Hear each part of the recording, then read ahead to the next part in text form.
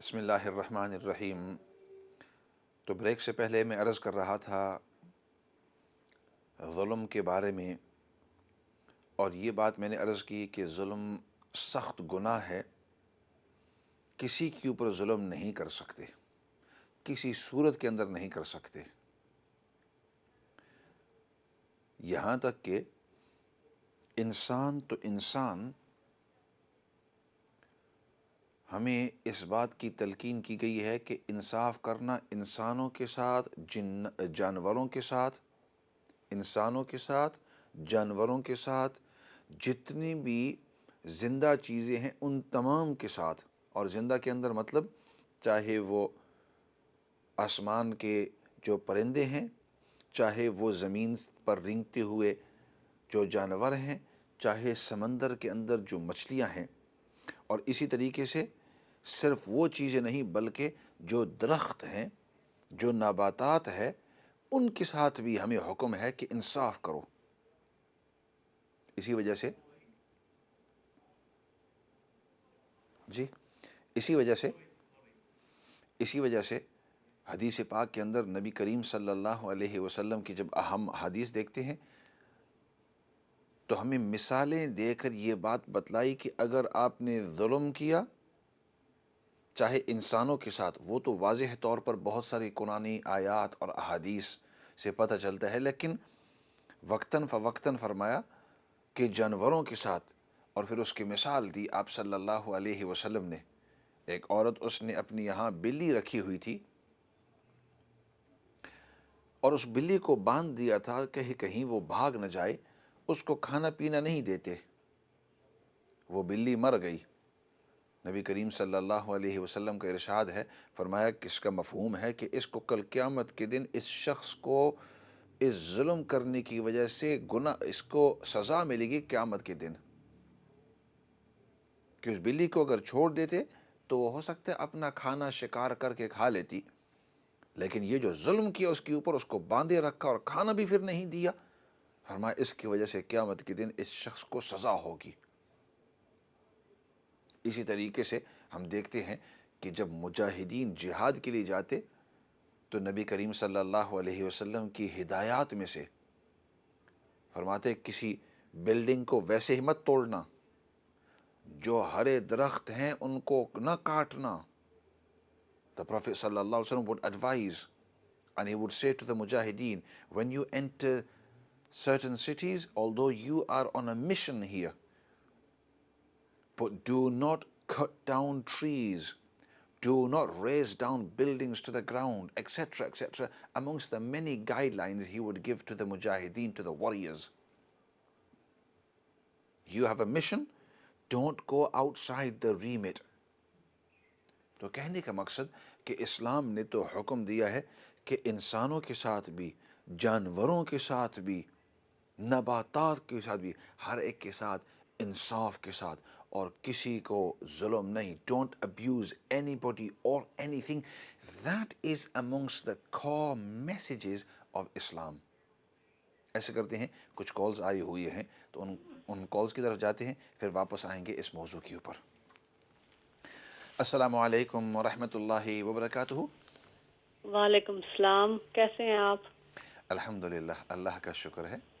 Can I ask a question in English if that's okay? G, you're most welcome. I can speak English. Jazakallah. I wanted to ask you about the authenticity of Durood and Jina. I know I've got a book of Duroods and it says if you read Durood and Jina 70 times it helps with calamity. Is that true, or because some people are saying Durood and Jina is not authentic? Can you expand a bit more on that? I will do, inshallah. Okay, Jazakallah. ٹھیک ہے، Hafiz. حافظ۔ What we'll do is we'll take a couple of calls and then I'll answer back. It seems, has the call dropped? جی چلو، we'll take the next one. السلام علیکم ورحمۃ اللہ وبرکاتہ۔ وعلیکم السلام ورحمۃ اللہ وبرکاتہ۔ مولانا صاحب، آپ بہت ہی اچھا ٹاپک، اور اتنی مطلب کہ اس چیز کے اوپر ہمیں بہت زیادہ سٹریس کرنا چاہیے، کیونکہ اللہ تعالیٰ نے ہمیں دنیا میں اگر بھیجا ہے تو ایسے ہی نہیں بھیج دیا. ہماری مطلب حفاظت بھی اللہ تعالیٰ نے اپنے ذمے لی ہوئی ہے, اور جو ہمارے ساتھ جب کوئی زیادتی کرتا ہے تو اس کا بدلہ اللہ تعالیٰ ضرور لیتا ہے. آپ اس چیز کے اوپر ضرور روشنی ڈالیں اپنے مطلب طریقے سے, کیونکہ بہت مطلب کہ ایک انسان جو علم کا سمندر اپنے اندر رکھتا ہے تو وہ جس طریقے سے بیان کر سکتا ہے, ہم لوگ تو چھوٹے سے طالب علم ہیں اور اتنا مطلب کس طرح تو نہیں بیان کر سکتے, لیکن اگر کسی کے ساتھ ہم زیادتی کرتے ہیں نا تو یہ سوچ لینا چاہیے کہ وہ اللہ تعالیٰ سب سے زیادہ انصاف کرنے والا ہے. وہ اپنے انصاف کے ذریعے پھر وہ ہم سے اس زیادتی کا بدلہ ضرور لیتا ہے.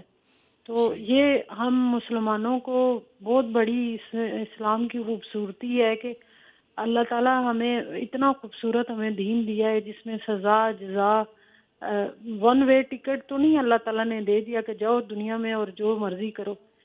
ہمیں جنت اور جہنم دونوں کے راستے بتا دیے ہیں کہ یہ راستے جو ہیں وہ آگ کی طرف جاتے ہیں اور یہ راستے جو ہیں وہ جنت کی طرف جاتے ہیں. تو پھر ہم زیادتی اور ظلم اور بربریت کا راستہ کیوں چنتے ہیں؟ آج پوری دنیا میں اگر ہماری پہچان ہماری کیا پہچان ہے؟ کوئی ہم پر اعتبار نہیں کرتا, کوئی ہمارے اوپر, کیوں کہ ہم نے دوسروں کے ساتھ ہمارے حکمران جو ہیں وہ اوپر بیٹھے ہوئے ہیں, وہ پوری کروڑوں لوگوں کی ساتھ زیادتیاں کر کے تو اپنی تجوریاں بھر لیتے ہیں. اور ایک ایک بندے کی جو وہ اس کا جو شیئر ہوتا ہے ایک ایک بندے کا اس چیز میں, تو ہمارے سامنے خلفائے راشدین کی مثالیں ہیں کہ انہوں نے انصاف کی وہ مثالیں قائم کی, وہ مثالیں, کیونکہ ظلم کی ضد جو ہے وہ یہی ہے نا کہ عدل ہے.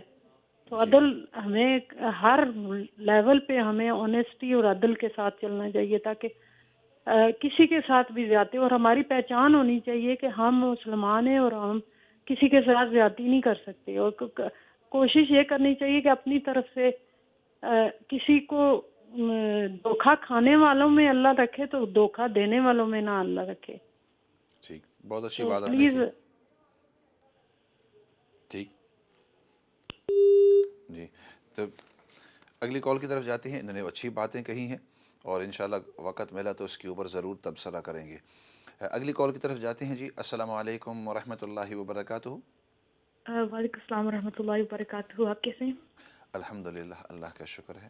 الحمد للہ. میرا نام سارہ ہے. میرا ایک سوال تھا میری امی کی طرف سے. ان کا آپریشن ہوا ہے ابھی کچھ عرصے پہلے, جس کی وجہ سے وہ تیمم کر کے نماز پڑھتے ہیں. بس پوچھنا تھا کہ آپ ایک دفعہ پھر تیمم کا صحیح طریقہ بتا سکتے ہیں. اور دوسرا یہ سوال تھا کہ تیمم کے ساتھ قرآن پاک پڑھ سکتے ہیں امی, اور جو نفلی عبادت ہے وہ بھی کر سکتے ہیں, صرف جو فرض ہوتی ہے؟ ٹھیک ہے. جب آپ نے کہا نا آپریشن ہوا ہے تو وہ پانی بالکل استعمال نہیں کر سکتے؟ نہیں, ان کا کافی میجر اوپن ہارٹ سرجری ہوئی ہے, جس کی وجہ سے ان کا ہلنا جلنا یا پانی استعمال کرنا بہت مشکل ہے. چلو ٹھیک ہے, بہتر. آپ سنتے رہیں, دیکھتے رہیں انشاءاللہ. جی. اگلی کال کی طرف جاتے ہیں. السلام علیکم ورحمۃ اللہ وبرکاتہ. وعلیکم السلام ورحمۃ اللہ وبرکاتہ. جی آپ آن دی ایئر ہیں. مفتی صاحب, آپ نے اس موضوع کو آج سنا ہے جو بہت اچھا ہے, اور حقوق العباد کے بارے میں آپ بات کر رہے ہیں. تو مسلمان جو ہیں وہ تو حقوق العباد میں بالکل بھی اچھے نہیں ہیں. جو غیر مسلم ہے نا, وہ جب مسلمانوں کو دیکھتے ہیں تو وہ یہ سمجھتے ہیں کہ اسلام مذہب ایسا ہے, حالانکہ اسلام مذہب تو اتنا خوبصورت مذہب ہے. ہم نے اسلام مذہب کو بدنام کیا ہوا ہے مسلمانوں نے. اگر جی آپ کی آواز آ رہی ہے, کیری آن. آپ کی آواز آ رہی ہے. جی آپ کی آواز آ رہی ہے. اگر مسلمان حقوق العباد میں اچھے ہوں, دوسروں کے لیے مسالے بنے گئے, تو وہ بھی اسلام مذہب کی طرف آئیں غیر مسلم. لیکن آج کے دور میں غیر مسلم حقوق العباد میں اچھے ہیں, لیکن مسلمان بہت دور ہیں, ظلم و زیادتی کرتے ہیں. اور نمازیں تو پڑھتے ہیں, لیکن وہ یہ نہیں سمجھتے کہ نمازیں پڑھنے کا اصل مقصد کیا ہے. ٹھیک. اگر آپ آج آپ نے اس پہ روشنی ڈالی ہے حقوق العباد پہ تو بہت اچھا موضوع ہے آپ کا، اور آپ بہت ہی خوبصورت انداز میں آپ نے بیان فرمایا ہے. شکریہ جی، شکریہ جی. یہ کچھ کالز تھی، اور باقی جو ہیں کالز فی الحال ہم نہیں لے سکتے کیوں وقت مختصر ہے. تو یہ موسٹ ویلکم. انشاءاللہ ہر منڈے اور ٹیوزڈے پروگرام ہوتا ہے، اور آپ کال ان کر سکیں گے انشاءاللہ اگلے منڈے اور ٹیوزڈے. تو فی الحال ایسے کریں گے، یہ جو 2-3 کالز آئے تھے ان کے پہلے سوالوں کے جواب دے دیتے ہیں. اور کوئی جو تبصرہ ہے، آپ نے درود تنجینہ کے بارے میں پوچھا، تو یہ بزرگوں کا عمل ہے، اور انہوں نے یہ عمل کیا ہے، اور عمل کے ذریعے ان کا تجربہ اس انداز کے اندر ہوا ہے. تو انہوں نے پورا اس کے اندر واقعہ ہے. تو یہ بزرگوں کا عمل ہے، ضروری نہیں ہے قرآن و حدیث کے یہ کوئی الفاظ نہیں ہے کہ اس ہی کو آپ استعمال کریں. ان کا تجربہ ہے، انہوں نے تجربے کے ذریعے اپنے مشکل حالات کے اندر انہوں نے اس انداز کے اندر پڑھا ہے، اور اللہ رب العزت نے ان مشکل حالات سے، ہولناکیوں سے ان کو نکالا ہے. تو انہوں نے یہ باقی اپنے شاگردوں کو اور باقی لوگوں کو یہ بات بتلائی ہے کہ ہم نے یہ درود پڑھا ہے، اور اس کی وجہ سے اللہ رب العزت نے ہمارے اوپر حالات آسان فرمائے ہیں. تو آپ نے جب اوتھینٹسٹی کا پوچھا ہے تو اس کی اوتھینٹسٹی اس انداز کے اندر ہے، یعنی قرآن کے اندر نہیں ہے، احادیث مبارکہ کے اندر اس انداز میں نہیں ہے، لیکن بزرگوں کا اور بڑوں کا عمل ہے. تو یہ بات ہوئی. باقی تیمم کے بارے میں آپ نے پوچھا کہ آپ کی والدہ جو ہیں ان کا آپریشن ہوا ہے، اوپن ہارٹ سرجری، اور اس کی وجہ سے وہ زیادہ حرکت وغیرہ نہیں کر سکتے. تو وضو کے بارے میں اگر وہاں کوئی ہے کہ جو ان کو وضو کرا سکے، مطلب یہ ہے کہ اگر منہ دھو نہیں سکتے تو کم از کم جو بھیگا ہوا تولیہ ہے وہ اس کے اوپر اگر آپ پھیر دیں، یا بھیگا ہوا ٹیشو، تاکہ قطرات گر سکیں. اور اسی طرح کے ہاتھوں کے اوپر کوئی شخص وہاں ان کے اس انداز کے اندر پھیلا دے، اور پاؤں کے اوپر اور سر کے اوپر مسح کرا دے. کوئی اگر وہاں ہو جو ان سے کرا سکتا ہے، ہیلپ کر سکتے ہیں، تب تو فبیہا. اگر وہاں کوئی موجود ہی نہیں ہے اور وہ اپنے بیڈ سے اتر ہی نہیں سکتے، یا وہاں استنجاگاہ تک پہنچ نہیں سکتے، ٹوائلٹ، باتھ روم وغیرہ، بیت الخلاء، وہاں تک پہنچ نہیں سکتے، تو اس صورت کے اندر پھر یہ ہے کہ ان کو تیمم کی اجازت ہے، کیونکہ وہاں پہنچ ہی نہیں سکتے، اٹھ ہی نہیں سکتے. اور دوسری بات کہ ان کے لیے کوئی مددگار ہے بھی نہیں جو ان تک پانی لے کر آئے اور ان کو کرائے، یا وہ خود کر ہی نہیں سکتے کمزوری کی وجہ سے. تو اب وہ تیمم کر سکتے ہیں. تو 2 باتیں ہو گئی. تیسری بات، اب تیمم کا طریقہ. تیمم کا طریقہ یہ ہے کہ کوئی ایسی چیز جو زمین کے مادے سے ہو، مطلب پتھر ہو، مٹی ہو، ڈسٹ جس کو دھول ہم کہتے ہیں وہ ہو. تو پتھر ہو تو اس پتھر کے اوپر اگرچہ مٹی وغیرہ نہ ہو، پتھر ہو صحیح، لیکن آگ سے پکی ہوئی چیز نہ ہو، اینٹ نہیں، وہ ٹھیک نہیں ہے. نارمل جو پتھر جس کو ہم کہتے ہیں سٹون، تو وہ سامنے ہو. تو اگر کوئی مٹی کا اس طرح برتن ہو، اس کے اندر جو مٹی باہر سے وہ آپ نے رکھی ہوئی ہے، یا کوئی ایسی چیز جس کے اوپر ڈسٹ ہو یا پتھر ہو، تو اس کا طریقہ یہ ہے کہ اپنے دونوں جو ہاتھ ہیں، ہتھیلیاں، ان کے اوپر اس طرح مار دے 1 مرتبہ. آف کورس اس سے پہلے نیت کریں گے کہ میں یہ تیمم کر رہا ہوں یا کر رہی ہوں اپنے آپ کو پاک کرنے کے لیے، کہ یہ شریعت کا طریقہ ہے. تو یہ نیت ضروری ہے. تو نیت کر کے پھر اپنے ہاتھ اس طرح مار لے، اور اس طرح اپنے چہرے کے اوپر، اس طرح اپنے چہرے کے اوپر، پورے چہرے کے اوپر پھیر دے 1 مرتبہ.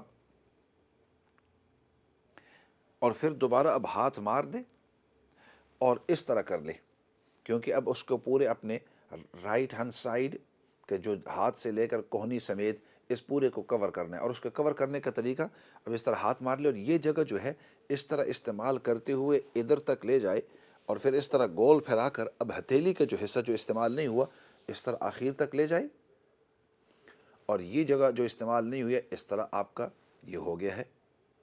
اسی طریقے سے اب دوبارہ ہاتھ مار لے، اور اس جگہ سے آخر تک لے جا کر اب ہتھیلی کا درمیان والا حصہ اس طرح کر لے، اور اس طریقے سے آپ نے اپنے چہرے کو بھی کور کر لیا اور اپنے دونوں ہاتھوں کو بھی، اور چونکہ نیت کر لی، یہ 3 جو ضروریات ہیں، فرائض ہیں تیمم کے، جب آپ کور کر لیں گے تو یہ ایک قسم کی اب آپ کی پاکی ہو گئی ہے۔ اب پاکی ہو گئی ہے، اب اس پاکی کے ساتھ آپ اپنی نماز جو ہے، فرائض ہیں، سنتیں ہیں، جو نوافل ہیں، سب کے سب پڑھ سکتے ہیں، قرآن کریم کی تلاوت آپ کر سکتے ہیں۔ اب یہ تیمم جو ہے اسی طریقے سے ٹوٹے گا جس سے وضو نارملی ٹوٹتا ہے۔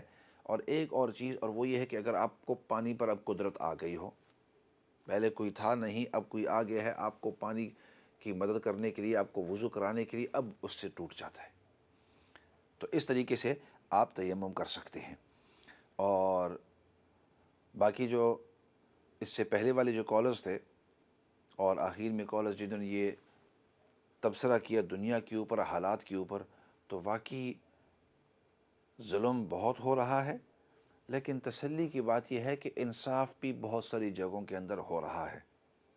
ہمارے دین نے ہمیں انصاف کا، دوسروں کے ساتھ بہترین اخلاق کے ساتھ پیش آنے کا، اس کا ہمیں سبق دیا ہے، سکھایا ہے، ہمیں بار بار اس کی یاد دہانی کرائی ہے۔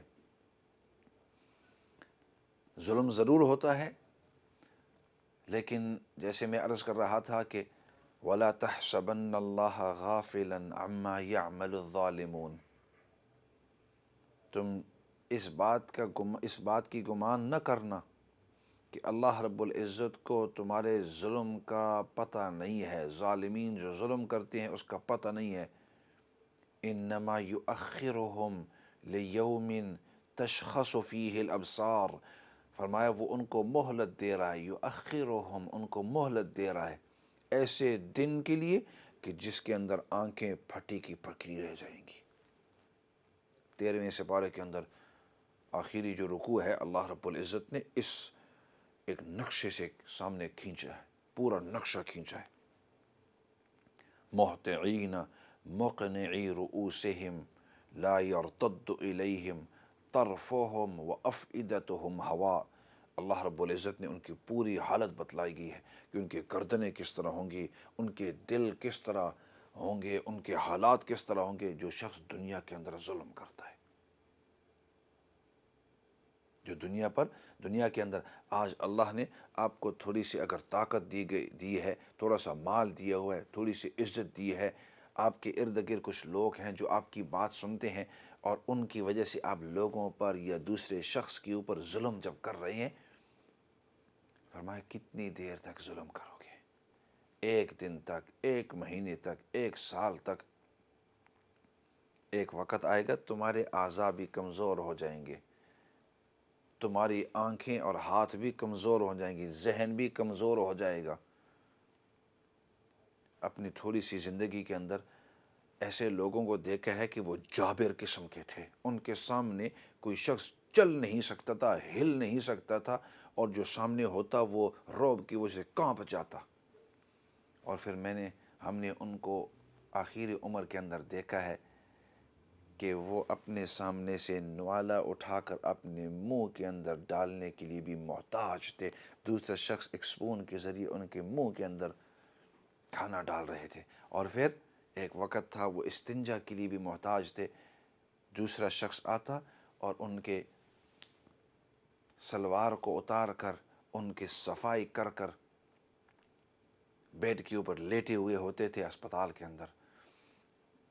تو اس لیے ظالم کو یہ سوچنا چاہیے کہ ابھی اللہ نے مجھے طاقت دی ہے، چند سال کے بعد، چند مہینوں کے بعد، چند منٹوں کے بعد، وہ تو بڑا طاقتور ہے، چند منٹوں کے بعد ہم نے دیکھا کہ ایک شخص، اس کا اس قسم کی طبیعت تھی، فالج اس کو ہوا، کافی عرصے کی بات ہے، 15-20 سال پہلے کی بات ہے، اس کو فالج ہوئی، منہ ختم ہو گیا، بیٹھ گیا ویل چیئر کے اوپر، اور فالج کی وجہ سے زبان بھی بند ہو گئی، وہ بات نہیں کر سکتا تھا۔ ایک وقت تھا کہ اس کے سامنے کوئی بات نہیں کر سکتا تھا، ظلم کرتا تھا پورے گھرانے کے اوپر، ڈرتے تھے اس سے، لیکن آج وہ ویل چیئر کے اندر بات بھی نہیں کر سکتا۔ تو اس لیے ہمیشہ ڈرتے رہنا چاہیے اس کی پکڑ سے کہ کوئی پتہ نہیں، ان بطش ربک لشدید، تیرے رب کی پکڑ بڑی سخت ہے، پکڑنے پر آتا ہے اس کی گرفت سے کوئی نکل نہیں سکتا۔ دعا کے ساتھ ختم کر لیتے ہیں۔ الحمدللہ رب العالمین والصلاة والسلام علی سید الانبیاء والمرسلین محمد وعلی آلہ وصحبہ اجمعین۔ یا رب العالمین تو ہم سب کو دین کی سچی اور صحیح سمجھ نصیب فرما۔ یا اللہ تو ہم سب کو دین پر استقامت نصیب فرما، تیری ہی احکامات پر اور نبی پاک صلی اللہ علیہ وسلم کی تمام سنتوں پر پورے طور پر عمل کرنے کی توفیق نصیب فرما۔ یا اللہ سب سے بڑی بات وہ تیری رضامندی ہے، دنیا اور آخرت کے اندر تو ہم سب کو اپنی رضامندی نصیب فرما۔ یا اللہ جہاں کہیں بھی ظلم ہو رہا ہے، یا اللہ اس ظلم سے مظلومین کو نجات نصیب فرما، اور جو ظالم ہیں یا اللہ ان کو سمجھ نصیب فرما اور ظلم کرنے سے ان کو دور فرما۔ ہم سب کو آپس میں اتفاق اور اتحاد نصیب فرما۔ سبحان ربک رب العزت عما یصفون وسلام علی المرسلین والحمد للہ رب العالمین برحمتک یا ارحم الراحمین۔ میں ہوں آپ کا مخاطب مولانا فضل داد، اور ہمارا یہ پروگرام ہر منڈے اور ٹیوزڈے شام کو 7 بجے سے 8 بجے تک لائیو ہوا کرتا ہے، اس کے بعد مختلف اوقات میں اس کو ریپیٹ کیا جاتا ہے۔ اسی کے ساتھ والسلام علیکم ورحمۃ اللہ وبرکاتہ۔